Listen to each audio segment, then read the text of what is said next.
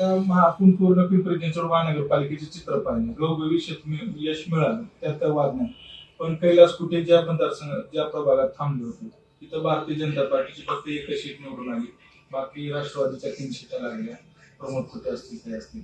तिथं भारतीय जनता पार्टी कुठे कमी पडली असं मला वाटतं. कमी पडलं असं नाही म्हणता येणार. जर तुम्ही 2017ला बघितलं असेल तिथे एकही भाजपच्या नगरसेवक नव्हता. यावेळी भारतीय जनता पार्टीची तिथे 1 सीट आली. बाकी 3 उमेदवारांना मतं सुद्धा चांगली मिळाली. काही राजकीय तिथली समीकरणं चुकली आहेत, त्यामुळे तिथं काही यश आलं नाही. पण तिथली सामान्य नागरिक त्या प्रभागातले सगळे भारतीय जनता पार्टीबरोबर होते. चांगल्या मताने भारतीय जनता पार्टीच्या उमेदवारांना मतं मिळाली. पण मी परत सांगितलं की राजकीय समीकरणं काही चुकतात, त्यामुळे तिथं ते यश त्या भागामध्ये आलं नाही. पण यश नाही म्हणण्यापेक्षा तिथं पहिले 0 होतं, तिथे एक ऍडिशन आमचं झालेलं आहे, वाढलेलं आहे. तर तिथे एक आमचं कमळ आता फुललेलं त्या भागामध्ये. भविष्यामध्ये तिथे 4ही उमेदवार भारतीय जनता पार्टीचे येतील यासाठी मी स्वतः आणि बाकी सगळे आमचे भारतीय जनता पार्टी प्रयत्न करत.